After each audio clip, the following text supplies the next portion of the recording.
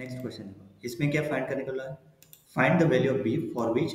The equation X square plus B X find the value of B for which equation क्या दिया है X square plus B X minus one equal to zero and X square plus X plus B equal to zero have one root in common find the value of B. जैसे इस type का example एक solve किया था हमने ए find किया था। Okay मतलब ए फाइंड दिया था गिवन, उस हिसाब से फाइंड किया था अपने। ए गिवन दिया था मतलब वैल्यू ए गिवन दी थी, one of the common root find करना था। तो यहाँ पे देखो कॉमन रूट है, फाइंड करना है बी। देखो ये दो इक्वेशन है, अल्फा भी common root, alpha satisfied both equation we have this one. Alpha X में पुट करेंगे दोनों इक्वेशन में, कॉमन रूट लेंगे तो अल्फा स्क्वायर सबस्ट्रैक्ट करेंगे, एलिमिनेट अल्फा स्क्वायर करो तो इसको सबस्ट्रैक्ट करो तो B alpha minus one, so B alpha minus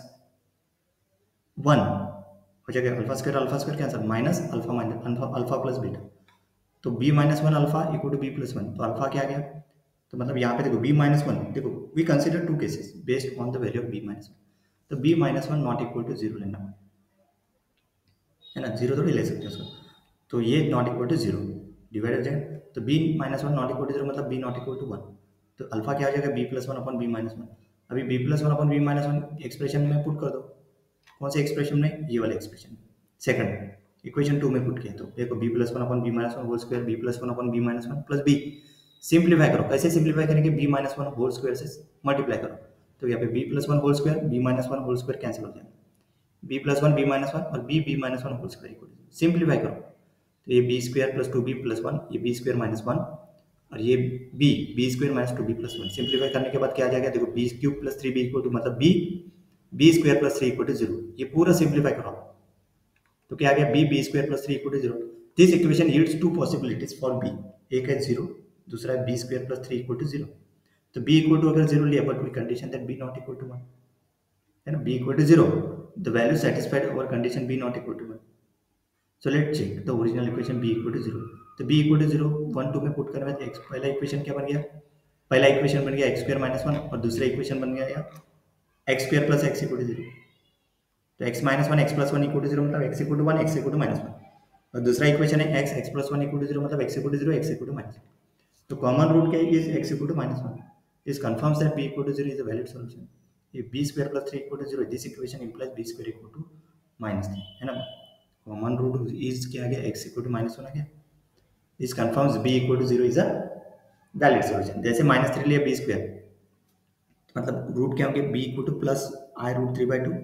minus I root three by I root three, no real solution for B for this equation और complex solution है, मतलब ये इसको वैलिड करने, क्योंकि इस क्वेश्चन में क्या बोला आपने को, द वैल्यू ऑफ बी, है ना, मतलब we are looking for real values of B,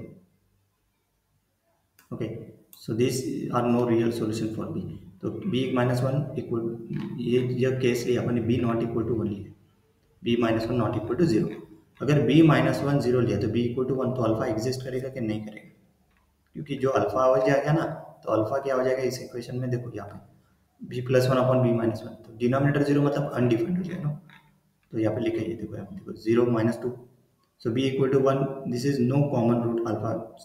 that satisfy the system of equation, मतलब बी इक्वल टू क्या लेना पड़ेगा, सो नाउ चेक यहाँ पे सब्सटीट्यूट किए, so there is no common root, सिर्फ कंडीशन जो है मतलब इसके में ना this is a contradiction, this means B equal to one there is no common root satisfying the system of equation. कौन से केस में, केस नंबर वन में B minus one not equal to one, मतलब conclusion that based on our assumption b must be a real number, the only values of b that allows the two equation have a one common root common is b equal to zero, मतलब ये जो लिया अपन ने इधर ये b equal to zero है ना, b equal to zero, only common root is b equal to zero, तो फाइनल आंसर इसका क्या है जीरो,